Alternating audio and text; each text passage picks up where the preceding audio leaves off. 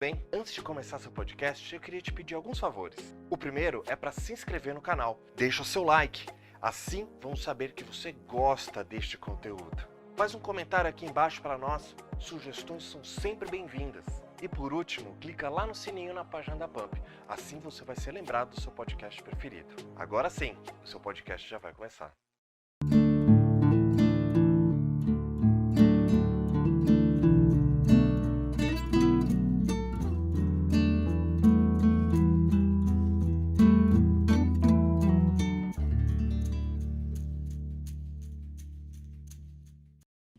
Olá, boa noite. Está começando mais um Trabalhador em Pauta, hoje, dia 8 de setembro.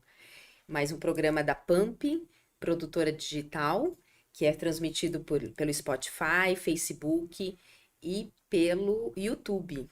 E a gente vai hoje conversar sobre alguns assuntos, né, as manifestações que tivemos ontem, e dar uma boa noite aqui para os meus companheiros, que hoje eu tenho dois convidados aqui presentes, o Júnior que está online, né, está lá no Skype, então estou aqui com a Ive. Boa noite, Ive, tudo bem? Boa noite, Andresa. Boa noite, Ricardo. Boa noite, você que está em casa nos acompanhando. Júnior ainda não chegou, mas já está chegando. E boa noite para você que está aí em casa nos acompanhando. Nesse feriado em Santos, no resto do país, não. Mas ontem foi um feriadão, né? Vamos falar sobre tudo que aconteceu. É isso aí. Boa noite, Ricardo, tudo bem? Boa noite, Andresa. Seja bem-vindo. Prazer estar com vocês hoje aqui, né? Aproveitar que hoje é feriado em Santos, eu consigo estar aqui no estúdio. É um prazer estar pessoalmente. Quero dar boa noite para todos os nossos ouvintes e para o Júnior, que logo está entrando com a gente, né, online. Então, boa noite a todos. E a gente vai começar falando um pouquinho dessas manifestações que tivemos ontem aqui, né? Que os trabalhadores estão colocando voz aí, né? Estamos sendo patriotas, né? Tá dando gosto de ver tudo isso, né, Ive? Com certeza, a gente começou com manifestações em todo o Brasil desde muito cedo, né? Manifestações a favor das pessoas, dos trabalhadores, das trabalhadoras.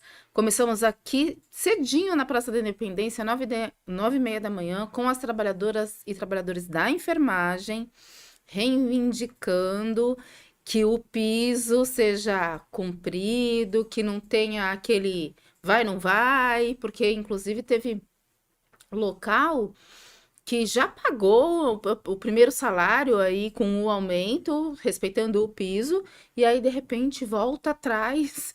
Como assim, né? Então começamos já 9h30 da manhã com isso, aqui na Praça da Independência. E depois, na Zona Noroeste, lá no Sambódromo, trabalhadores, movimentos sociais, igrejas, vários movimentos ligados a diferentes denominações, não só religiosas, mas movimentos sociais também, participaram do grito dos excluídos e das excluídas, pedindo, né, mais dignidade, terra, teto e trabalho. Então, as manifestações ontem foram Nada mais muito justo, né? lindas, muito É um lindas. dia que a gente tem aqui, né, em todo o país, para a gente colocar voz no que a gente quer, né? E nada mais justo pelo pessoal da enfermagem, né? Nada Que, mais que justo. trabalham muito, mas tiveram aí um período aí que foi muito intenso para eles, né? Sim. Nada mais justo. E a gente tem que lembrar, né, Andresa, que essa parcela dos trabalhadores, não que as outras não sejam importantes, são. Sim. Mas agora, nesse último período, tanto os trabalhadores e trabalhadoras da enfermagem, quanto aqueles que recolhem os nossos rejeitos, né, o lixo que a gente deposita lá na rua, os coletores, eles foram muito sacrificados, muitos, inclusive, perderam as vidas. Eles já recebem um salário bem baixo. Bem baixo, né? É um trabalho árduo, né? Por um trabalho árduo, por um trabalho essencial, né? Os hospitais não param, aconteça o que acontecer, Sim. os hospitais não fecham. Aconteça o que acontecer, a coleta dos resíduos que a gente coloca na rua precisa ser feita. E aí a gente viu muita gente perdendo a vida, muitos se contaminando agora nesse último período, um trabalho intenso para cuidar de nós, nada mais justo que eles sejam valorizados como merecem, não É é? verdade.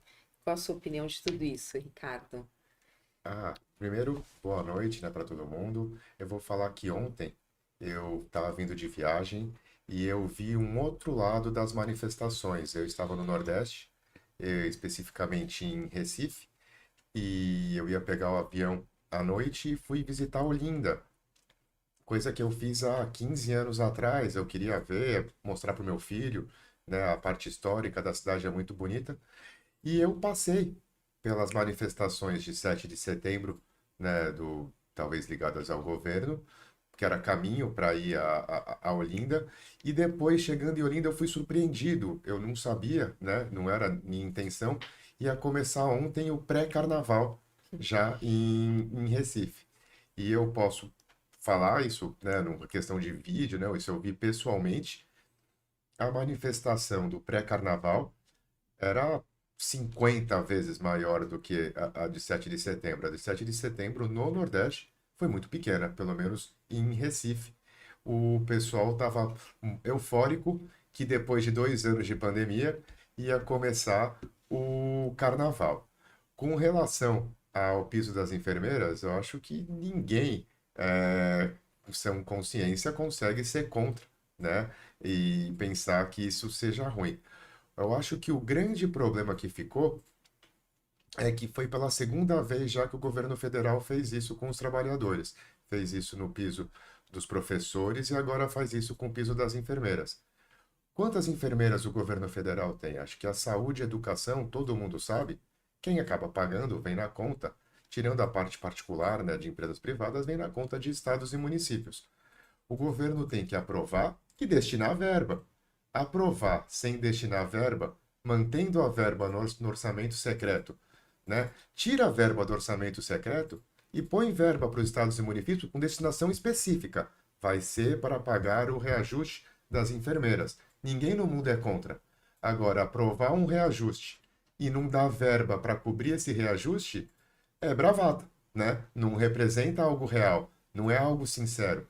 Você tem que aprovar o reajuste e dar a destinação, a verba suficiente para que estados e municípios paguem esse reajuste. Senão, você está fazendo uma bravata, brigando, né, uma briga interna entre poderes no Brasil, que é péssimo para a democracia, né? É péssimo o executivo federal brigar com o estadual, o executivo federal brigar com o municipal, o executivo federal brigar com o poder judiciário. Os poderes têm que se unir e trabalhar de forma harmônica para o melhor do país. Se fica um fazendo bravata, um brigando com o outro, eu arranjo uma despesa para você pagar e não te dou a verba necessária, é só bravata, né? Mas é óbvio que enfermeiras merecem, ainda mais depois da pandemia, o reajuste, o novo piso. O que precisa é do governo federal destinar a verba necessária para que eles possa ser cumprido. Isso eu acredito que se eles fizeram esse aumento, tem que saber da onde que vai sair, né? Poxa, a pessoa tá ali esperando aquele aumento há tanto tempo, mais do que justo, e chega numa hora, não vem o aumento? Ah, E não não é dá. só isso, né, Andresa? Veja só. Esse tipo de trabalho, como o trabalho na educação, né? Educação e saúde, os trabalhadores dessas áreas são os que estão ali no chão, vamos dizer, né? Verdade. São os que seguram a onda. Vamos falar especialmente da saúde. O pessoal da enfermagem é aquele que está em contato direto com o paciente. São eles que percebem qualquer alteração, são aqueles que estão na base mesmo, que dão a sustentação, né, o apoio necessário para a família do paciente, para o Sim. paciente. Para recuperação, né? A gente percebe, quando eu fiquei internada, quem tem essa preocupação realmente são os São os são os auxiliares de auxiliares. enfermagem, é quem tá lá na ponta. Exatamente. Não que o enfermeiro, o médico não seja importante, não, longe disso. Não é isso que a gente está dizendo, mas é esse trabalhador que está na base que segura. E aí, de repente, ele conta com essa valorização, que não é só a valorização financeira, né? Mas tudo que vem junto e tudo que isso impacta positivamente na vida dele e na vida das famílias. E aí, de repente, por não ter a destinação certa, por não ter essa coisa de que esse dinheiro vem da onde, vai ser usado como, por não ter a verba carimbada, como a gente diz, né? Esse trabalhador acaba sofrendo as consequências. E aí ele, além de tudo que acontece financeiramente, economicamente com ele, com a família dele, ainda tem a questão da sociedade como um todo, né? Porque ele é um que influencia todo o seu entorno. Exatamente. E consequências de contar com algo que depois não vem. Pode trazer consequências emocionais muito fortes.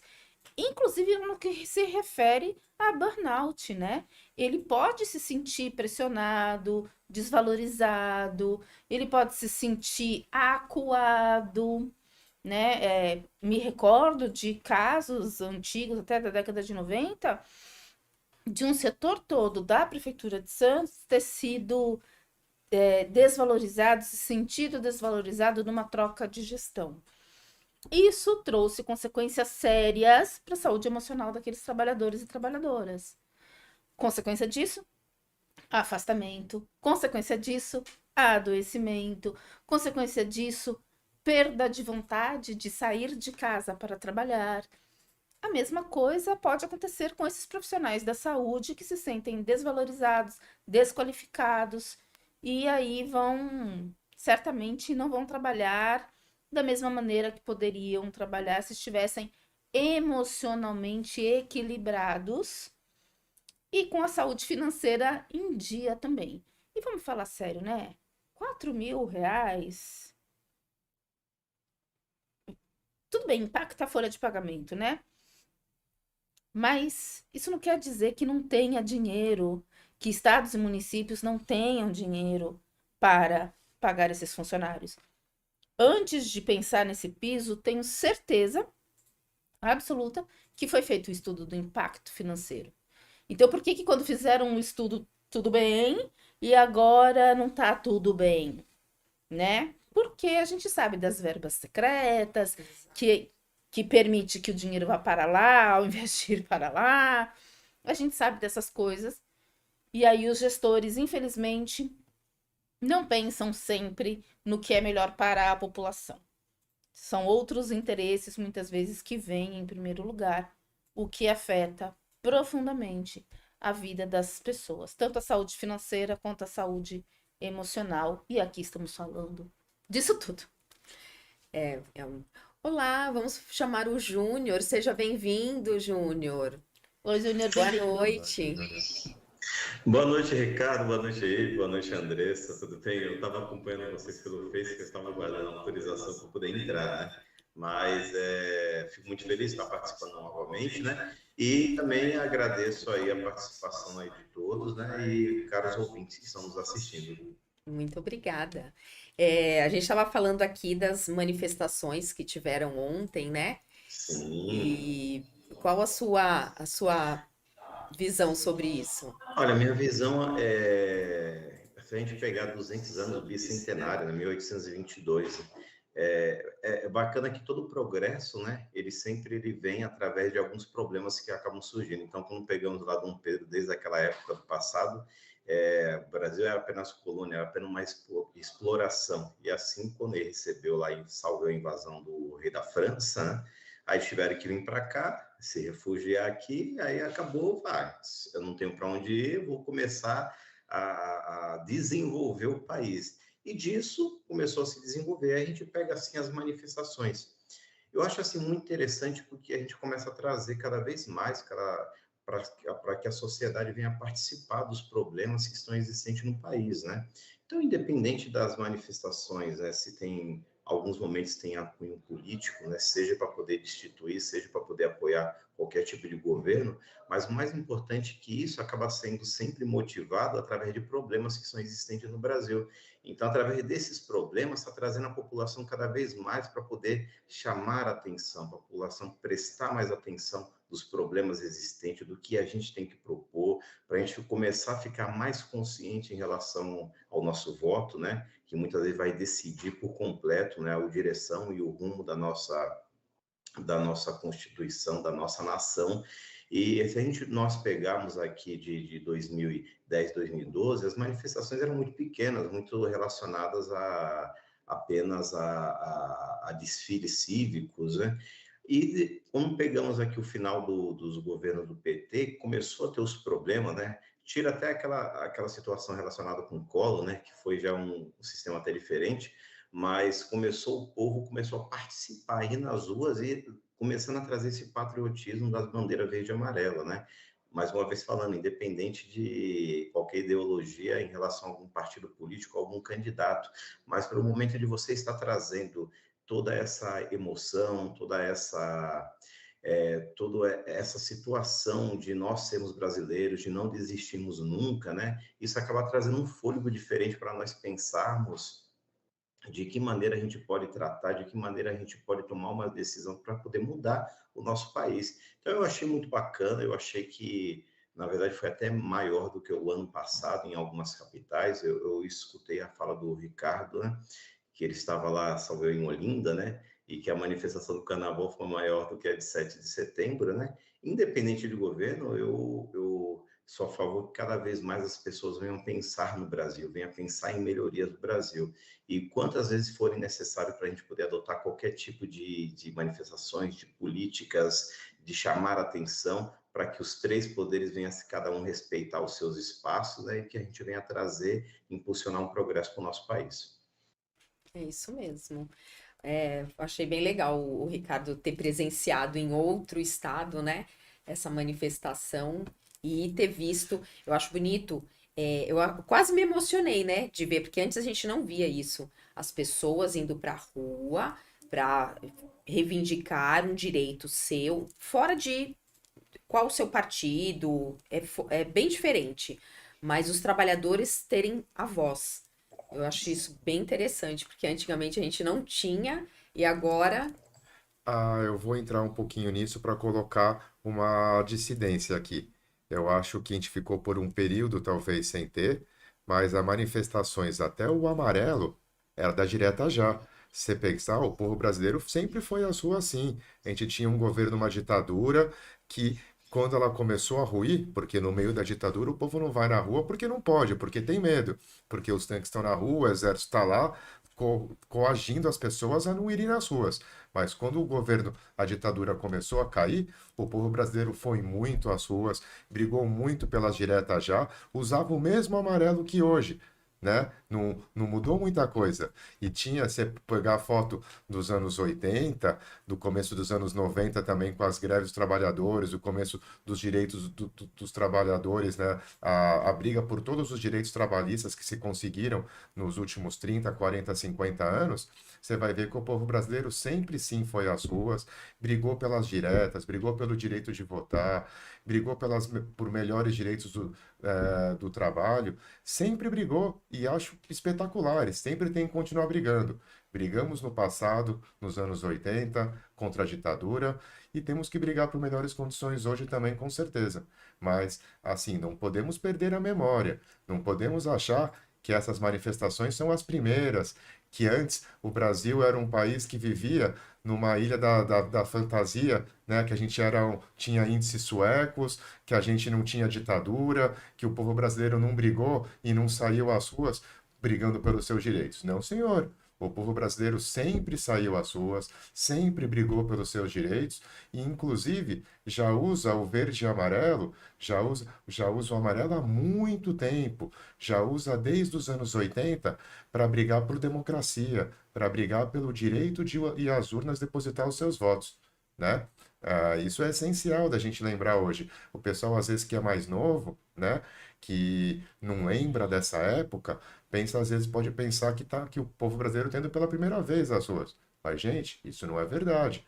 Se tiver o trabalho de pesquisar um pouquinho, de estudar, vai ver que nos anos 80 fomos muito às ruas e a cor era a mesma ainda. O povo brasileiro sempre, quando tem alguma dificuldade, quando está passando por problemas e vai às ruas reivindicar seus direitos, sempre usou o verde e amarelo. É as nossas cores, a cor da nossa bandeira, né? A cor que o brasileiro se identifica.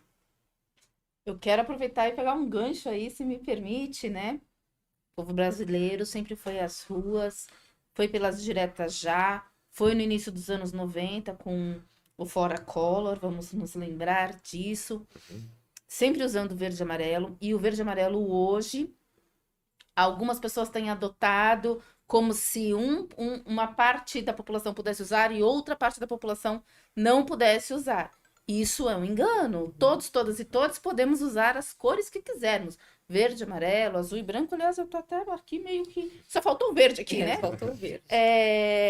Ricardo está de vermelho, como se só uma parte da população pudesse usar vermelho também, né? Muitas vezes as pessoas se dizem até mesmo sentir medo de usar vermelho por conta de algumas agressões que já foram sofridas, enfim, não vamos entrar no mérito aqui, mas falando do Grito dos Excluídos, por exemplo, que acontece todo 7 de setembro, fazendo o contraponto ao Grito do Ipiranga, né?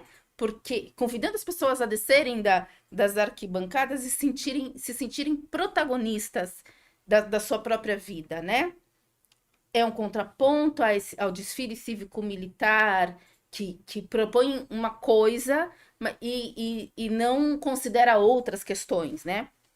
No que se refere ao Grito dos Excluídos e Excluídas, que acontece no Brasil inteiro, para além do desfile cívico-militar, e fazendo até um contraponto a ele, esse ano, por exemplo, o lema foi, todo ano é Vida em Primeiro Lugar, e para esse ano o que foi pensado foi Brasil, 200 anos de independência.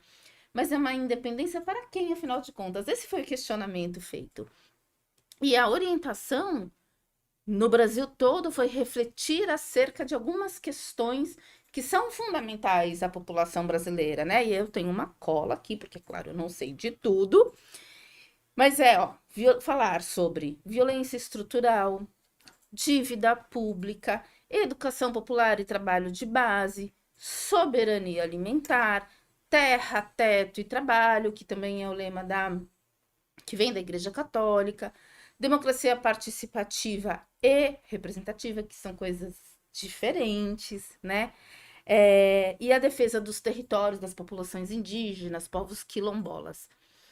Isso tudo é o quê? É a defesa dos direitos humanos, que estão lá na nossa Constituição.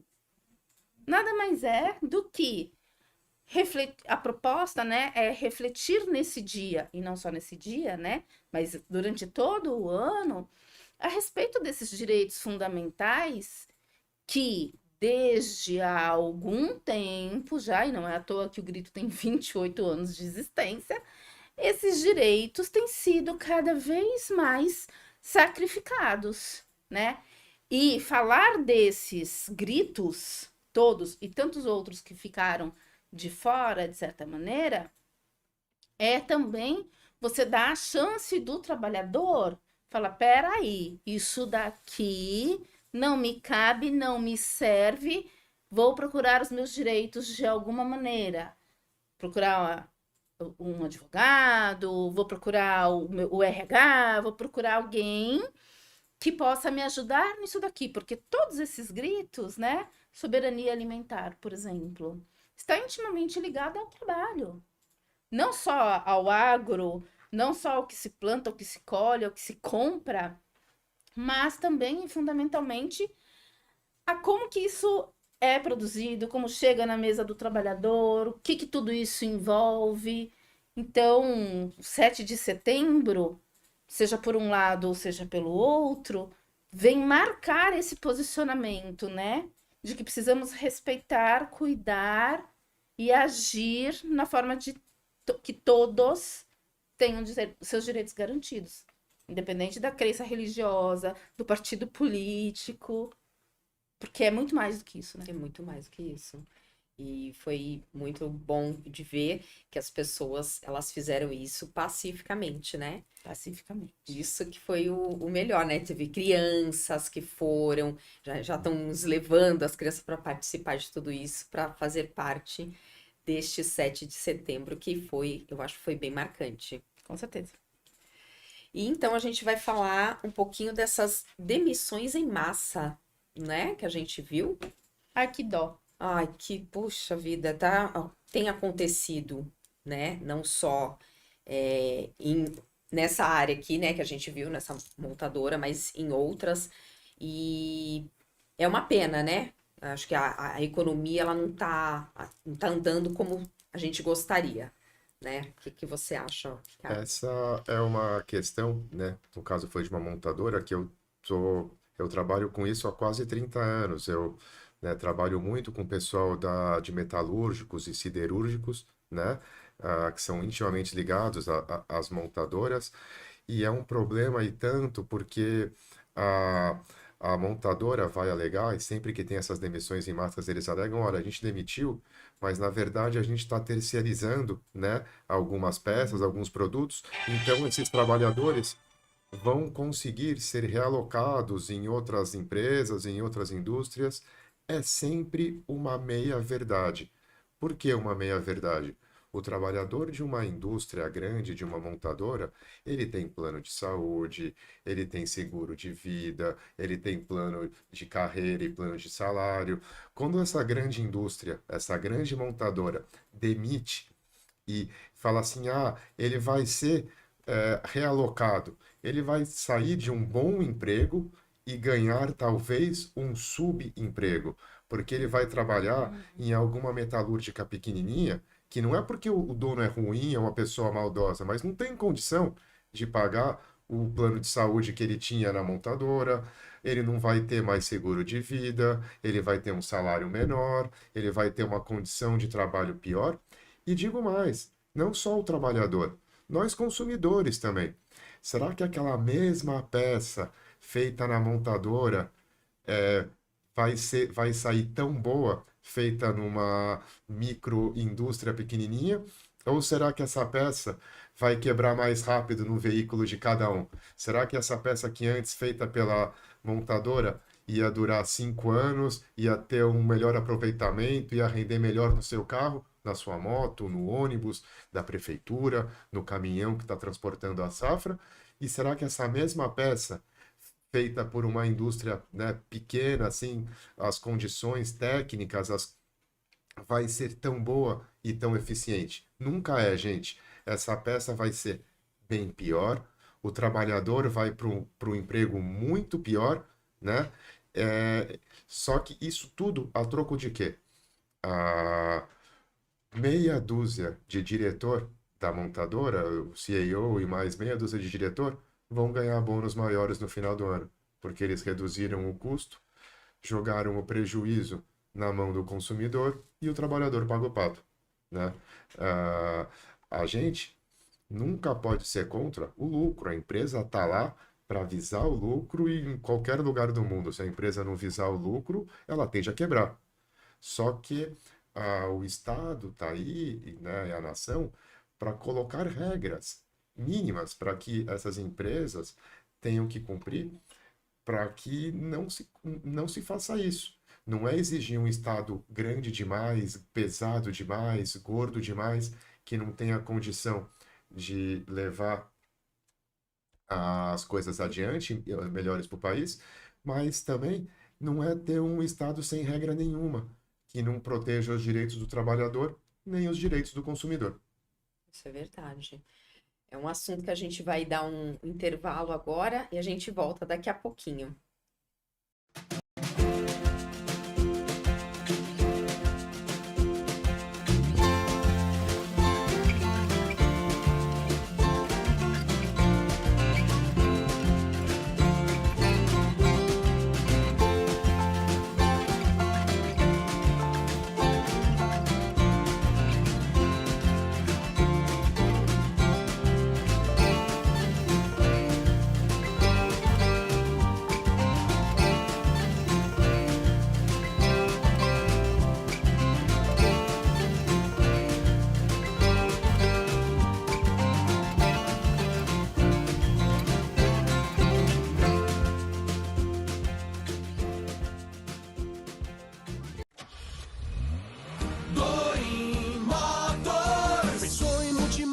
Pensou Doim Motors, 0 e seminovos pra você comprar. Prêmio nos modelos, grande variedade, qualidade extrema, credibilidade. Doim Motors, Doim Motors. Quer comprar seu carro? Shopping The Blue, Senador Feijó 686, Loja Térreo, Santos. Fone 3327-8001. Doim Motors. No trânsito somos todos pedestres.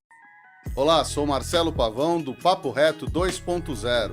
Quero convidar você, empresário, comerciante, para trazer aqui para a Pump sua marca, seu produto, sua ideia. Vem crescer com a gente, o endereço está aqui embaixo. Vem para a Pump você também. Pronto, já tivemos o nosso intervalo e a gente vai ouvir a opinião do Júnior falando aqui dessas demissões em massa. Bom, infelizmente, né, a gente pega lá o Grande ABC. O Grande ABC ele sempre teve uma grande representatividade, até por causa do conjunto de empresas no qual emprega-se diversos trabalhadores, ainda mais um polo de diversas empresas assim de grande porte, né? Para ter ideia, a Mercedes-Benz ela chegou a ter um pico de 25 mil funcionários. E é uma planta consideravelmente antiga, ela é de 1956, né? Então, eu atuo um pouco nessa área voltado a planejamento, até estratégico, e a gente melhor adaptar as condições de desenvolvimento do trabalho para adaptar as plantas para nossas realidades. E às vezes é um pouco até complicado, quando você tem uma planta muito antiga, você tentar se adequar a ela para nossas modernidades de hoje. Muitas vezes, às vezes, acaba valendo mais a pena você mudar o espaço, mudar o local, construir algo completamente do zero, do que você tentar modificar a planta por completo, né? Mas, neste caso desse anúncio de demissões, não é esse caso que eu estou falando.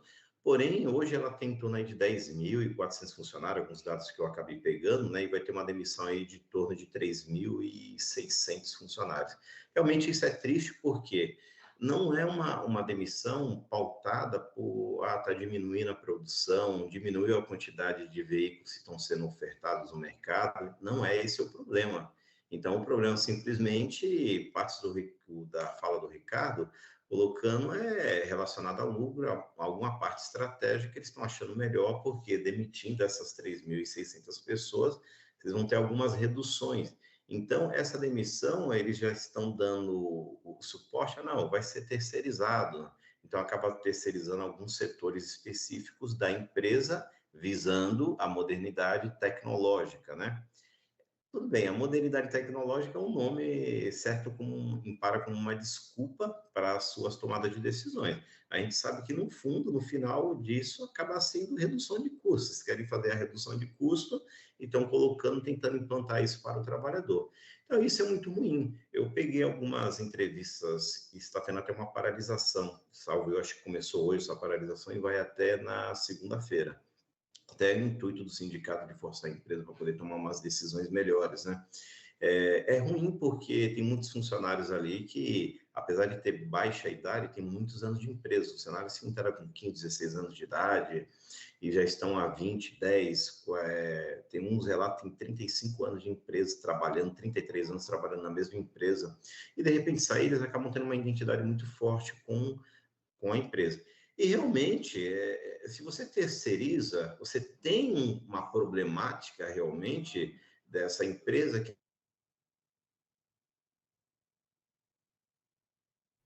tem vícios e os contrapontos que hoje eles têm. Então, isso realmente a gente acaba vendo nesse primeiro momento uma certa depreciação do poder de compra, depreciação das condições do trabalho, né? As condições da própria família. Então, infelizmente, não é uma boa. Tomara que o sindicato possa fazer uma boa negociação e, se for preciso, até o Estado intervir dentro dessa possível decisões que a empresa irá tomar. É verdade, porque como o Ricardo falou, né? Não vai ser bom terceirizar tudo isso, né? Acho que a empresa ela que perde, né? Ela também perde muito com isso, né? A credibilidade que ela tem.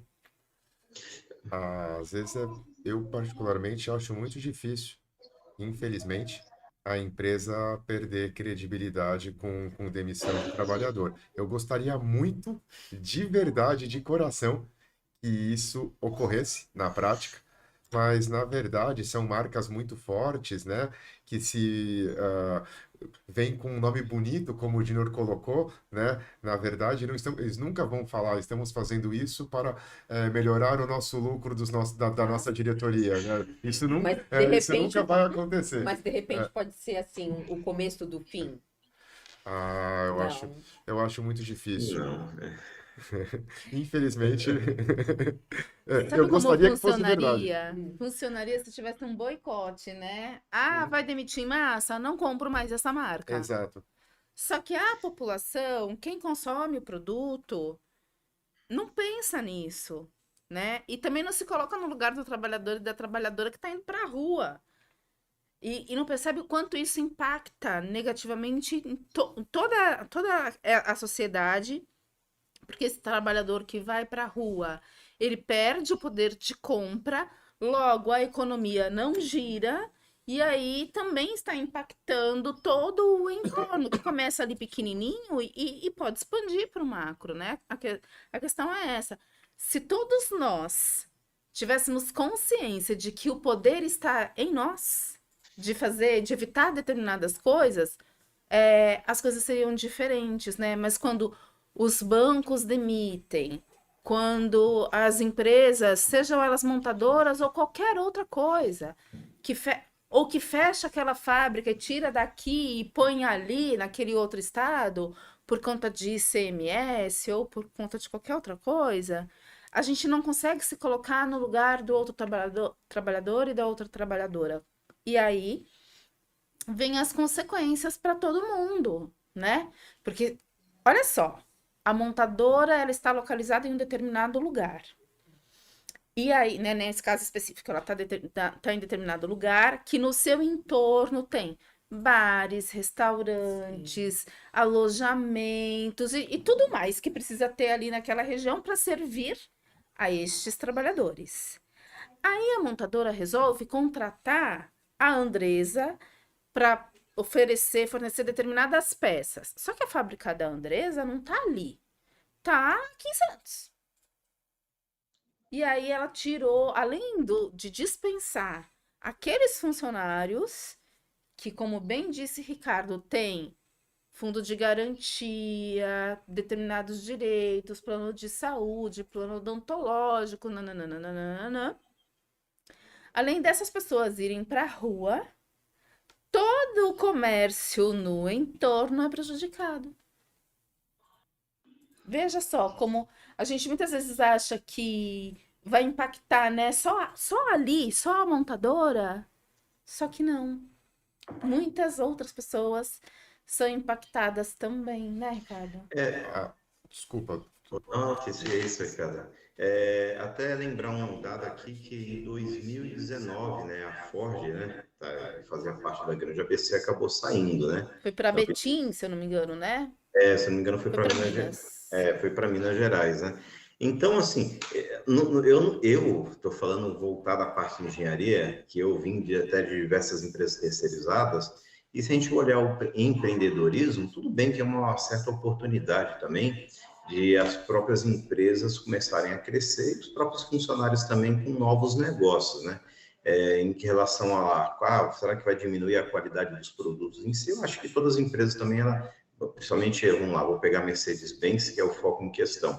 Ela tem conceitos de qualidade, ISO 9000, ISO 14001, no qual tem umas certas exigências. Então, as empresas que vão ali prestar serviço para ela têm que cumprir aquelas exigências para que o consumidor final possa estar recebendo o produto perfeito. Então, se a gente olhar em um mundo perfeito, que nós não temos, infelizmente, né? Se nós pensarmos em um mundo perfeito, de começar, vou terceirizar uma parte da minha fábrica, porque não é muito meu negócio principal, vou pegar mais meu negócio principal voltado a uma montagem específica, de repente eu vou terceirizar a parte de eixos, a parte da caçamba, a parte da carroceria, não é uma situação irregular ou que vai contra as realidades hoje da globalização, a realidade hoje do mundo que nós vivemos, né? É uma coisa até favorável. Tem uma empresa no qual eu trabalhei 13 anos, que ela foi uma saída, foi um processo de terceirização que eles fizeram em um setor específico da empresa. De repente, eles motivaram as pessoas a abrirem, né, um negócio, daqui a pouco cresceu, que se tornou uma empresa de grande potência, e daqui a pouco começou a contratar outras empresas também poder prestar serviço. Então, se a gente olhar os dois lados, né, tem impacto. Aí isso onde eu falo que, aí ele até colocou bem, boicote, né, ou, não vou comprar mais disso, mas a gente falar da maneira correta, teria o quê? O poder público, o sindicato, para poder evitar que essas transições não venham causar o final da balança, que é o trabalhador, que ele venha a ser prejudicado. Então, se for algo que for feito, não, tudo bem, quer terceirizar, porém vai ser obrigado, as empresas que serão contratadas, vai ter que ter determinados níveis de salários, porque o sindicato tem uma obrigação muito clara de estar fazendo isso, né? De estar pleiteando qualquer benefícios voltados ao trabalhador. Então, assim, tem todos os contrapontos. Aí, por isso, poder público, trabalhadores, sindicato deveria interagir para que as pessoas, os trabalhadores, viessem a ser o que menos irão perder com essas mudanças. Nossa, é uma pena, né? Vamos para a próxima, o nosso próximo assunto, que é a formação de motorista, né? O que a gente tem de informação aqui? Ive. Na verdade, a discussão em torno disso é que pretende-se extinguir as aulas presenciais para os motoristas. Particularmente, penso que as aulas não precisem ser presenciais, mas elas precisam acontecer, né? Porque seja esse motorista depois que se torne um profissional, né? Ou não, de qualquer maneira, conduzir um veículo, seja ele um carro, uma moto ou qualquer outro veículo, se colocar em risco e também colocar em risco a vida das outras pessoas, se isso não for feito da melhor maneira possível. E para conduzir um veículo, você não precisa simplesmente saber ligar e sair andando, né? Senão a gente não teria tantos acidentes como temos. Exatamente. Né? Então você precisa, na minha opinião, na minha perspectiva, né? Penso que a Andresa, Ricardo, eu, qualquer pessoa pode estudar sozinho, pode aprender as regras de trânsito, ou o que fazer em caso de acidente, Sim. ou identificar aquelas placas que aí o Júnior vai saber dizer melhor do que eu, né? Mas aquelas placas que indicam que aquele material é corrosivo, é inflamável, é isso ou aquilo, né? A pessoa né? As pessoas são capazes de estudar sozinhas, ok. Mas será que não seria mais aconselhável que as aulas virtuais ou presenciais continuassem a acontecer e valorizando especialmente o que fazer em situação de perigo, por exemplo? Porque a teoria é um pouco mais fácil, né? Agora a prática que você adquire com o tempo. Se você não Sim. tem as aulas, você tem uma insegurança enorme, né? Não é tão fácil assim. Sim, e assim, né? Conduzir um veículo automotivo, ele exige um pouco de conhecimento de física, né? Você conseguir, com o cálculo, olhar, calcular se o carro cabe ali naquela vaga, se você consegue trafegar por aquele espaço. E isso é treino. Isso é na autoescola e depois é o treino no dia a dia. Porque, na verdade, na autoescola eles ensinam a gente o básico, né? E depois é na prática que a gente vai aprendendo mesmo. Tem gente que não aprende nunca, né? Ou porque não tá nela, ou porque ela tem medo, enfim, não importa o porquê. Agora, essa parte teórica é tão ou mais importante que a parte prática.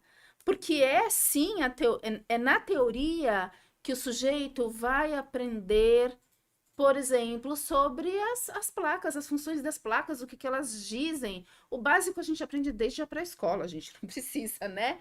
Agora, tem coisa que você só vai ver ali e que você só vai conseguir tirar a dúvida ali com o instrutor. Então, penso que a gente precisa dessa formação teórica. Penso ainda que ela não precisa ser necessariamente numa escola física, todo mundo sentadinho um atrás do outro, não. Isso pode se dar de maneira virtual, isso pode ser a partir de videoaula, e que ele tenha um tutor, uma pessoa ali que vai tirar dúvidas. Mas simplesmente falar assim, a partir de hoje é só o prático, aí sou contra. É, não tem como, né, Carlos? Eu também não sou a favor e acho que isso é um processo que a gente está tendo hoje em dia de desvalorização do instrutor, do professor, do profissional de ensino. Infelizmente, né, com o mundo moderno que a gente vive, com o YouTube, né, com os vídeos no Instagram, no Facebook, eu como advogado, eu sofro isso.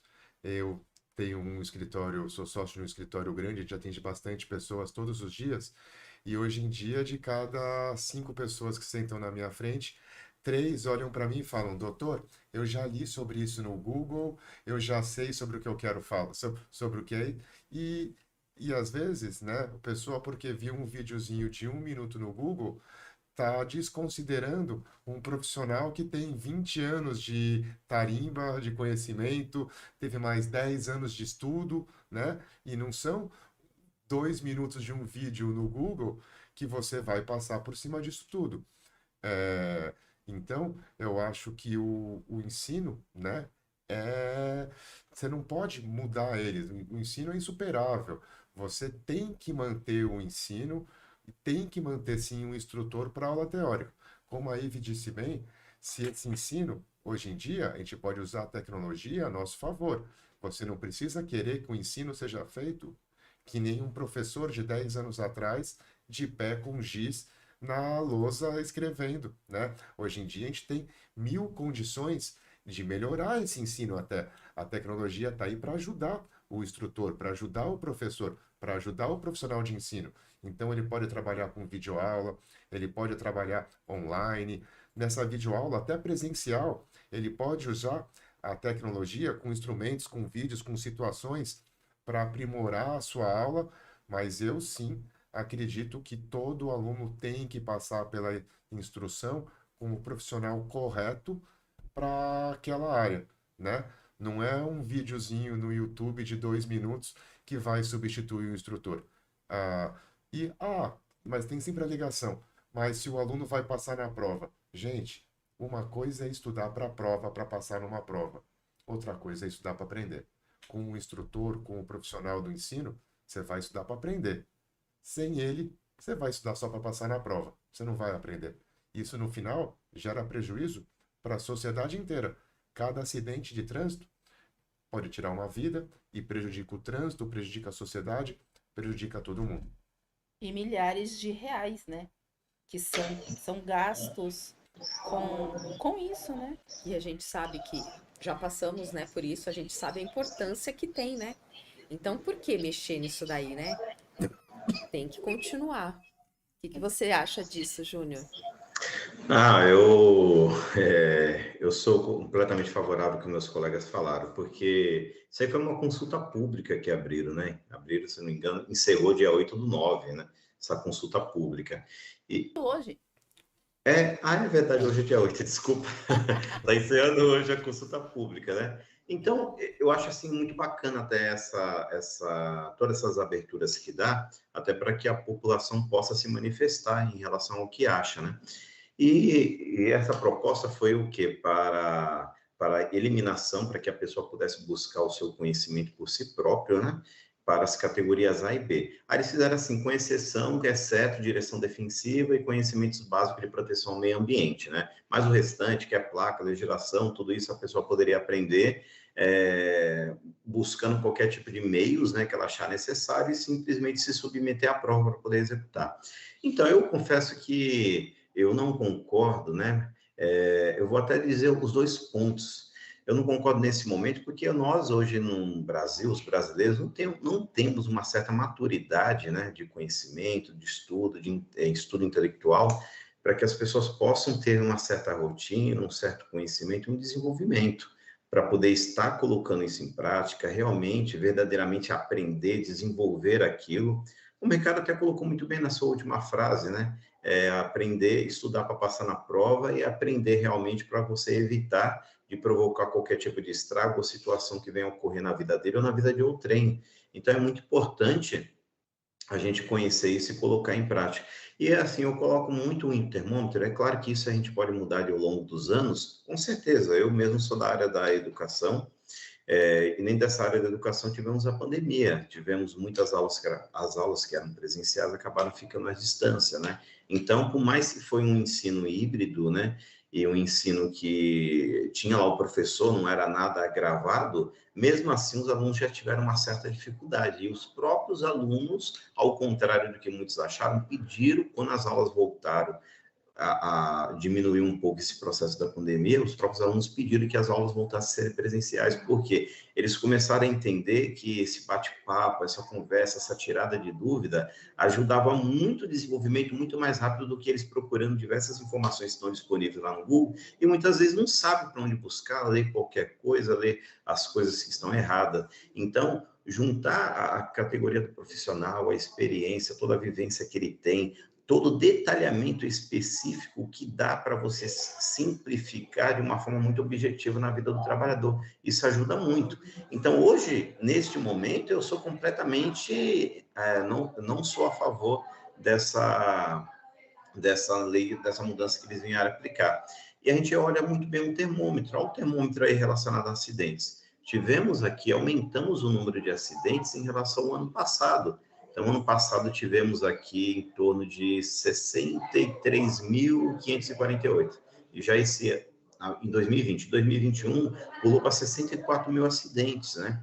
Então, tiveram uma diferença de 5.291 acidentes a mais. Então, você olha esse termômetro, isso está aumentando utilizando as nossas práticas atuais hoje. Então, se a gente flexibiliza cada vez mais isso, a gente tem uma tendência de aumentar mais ainda. Então, esse termômetro é a gente analisar a quantidade de novos motoristas que estão sendo inseridos no mercado, com um aumento, a evolução histórica, né, nefasta de acidentes de trânsito que estamos tendo no Brasil inteiro. Então, não sou favorável a essa mudança. Tomara que não passe.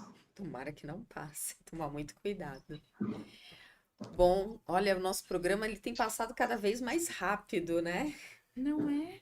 Faltam apenas 5 minutos. Faltam apenas 5 minutos. E aí eu quero agradecer a presença de todos e pedir, Ricardo, as suas considerações finais e a sua rede social. Agradecer a presença do Ricardo aqui pessoalmente. Eu que agradeço estar aqui com vocês, agradeço a oportunidade de falar com vocês mais um dia. Fazer uma brincadeira aqui, hoje eu tô de vermelho, mas não tem nada de inspiração política. É que hoje tem jogo do São Paulo. Quem é São Paulino sofrido como eu, sabe que hoje nós temos uma semifinal muito dura. Perdemos o primeiro jogo, então hoje eu tô de vermelho para torcer pelo São Paulo, antes de mais nada, né? Mas tomara que a gente consiga reverter o jogo. Eu quero agradecer o programa, agradecer estar com vocês mais uma vez. Falar que qualquer pessoa pode me encontrar nas redes sociais, tanto no YouTube quanto no Facebook, pelo meu nome completo, Ricardo Guimarães Amaral. E se tiver alguma dúvida, alguma sugestão de pauta para a gente, alguma dúvida sobre alguma coisa do programa, pode me enviar um e-mail direto. É o meu sobrenome, é guimarães.amaral@uol.com.br, que eu estou à disposição para responder. E se for uma pauta, uma sugestão, para passar para os meus colegas de banca. Muito obrigada pela sua presença, Ricardo. É isso, obrigado a vocês por estar aqui. Ive, suas considerações finais e sua rede social. Eu quero começar dizendo que vermelho é uma excelente escolha, tenha ela cunho político ou não. Vermelho é a cor do amor, é a cor da paixão, e como cromoterapeuta não podia deixar de dizer isso, né? Então, e você fica muito bem de vermelho. Obrigado. Agradeço muito por estar aqui toda quinta-feira. É sempre um prazer, é sempre uma alegria falar até de assuntos mais duros, né? Mas poder falar, poder refletir sobre tudo isso e dar dicas, informações, contribuir de alguma maneira com as pessoas. Para me achar na rede social é meu nome também, Ive Fávero. Tô lá no Facebook e no Instagram. Você também pode me mandar um e-mail, também é ivefavero@gmail.com, então é muito fácil, é só colocar lá o meu nome com Y no começo, bem fácil, durante todo o programa ficou passando aí o meu nome, então vai lá, olha direitinho, e me chama. Vai ser um prazer tirar dúvidas a respeito do seu comportamento no trabalho, como o seu comportamento, o seu estado emocional influencia positiva ou negativamente no seu relacionamento, tanto no trabalho quanto na sua casa ou em qualquer outro lugar. Fique à vontade em me chamar, mandar perguntas, mandar sugestões de pautas para o nosso programa. Sou especialista em relacionamento e vai ser um prazer falar com você. Muito obrigada, Ive. Eu posso falar que Ive é a minha psicóloga, então, assim, ela tem me deixado, assim, sempre bem. Zen. Sempre bem. Obrigada pela sua presença. Eu que agradeço. Júnior, suas considerações finais, sua rede social? Bom, minha rede social pode encontrar com Engie Júnior Gomes, né? E meu e-mail, juniorengenheiro.st@gmail.com. Perdão que a gente Júnior, eu acho que você tem que repetir, porque fiquei confusa aqui. Bom, e-mail, juniorengenheiro.st@gmail.com. Agora sim. Agora sim. E o Facebook e Instagram, Engie Júnior Gomes. Engie Júnior Gomes. Isso aí. É isso aí. Eu me enrolei hoje, viu? Pois é, você foi um trava-língua, né, querido? Verdade. E nem sabia que eu sou São Paulino também, né? Mais de uns anos para cá eu tenho diminuído bastante, até por causa da rotina. E eu nem sabia que tinha jogo hoje, Ricardo. É bom. E se sobrar tempo, eu até vou ver. Que São Paulino é esse, minha Pois gente? é, eu só Hoje é fiquei sabendo semifinal. que Hoje é o segundo jogo da semifinal, Júnior. Temos que vencer. É verdade, eu lembrei porque teve um aluno, eu estava dando aula justamente nesse horário, os alunos estavam fazendo a apresentação, aí eles falaram para mim, pô, professor, estou vendo um jogo aqui que no intervalo, eu falei, quem é que está jogando? É o São Paulo e o Flamengo. Eu falei, quanto que tá? Tá 1-0 para o Flamengo. Qual o seu placar? Eu falei, vai ser 3-1 para o São Paulo. E foi realmente 3-1, mas pro lado invertido. Mas é um prazer participar aí com todos, né? Mais uma vez, peço desculpa de ter demorado para entrar, que estava esperando o link, né?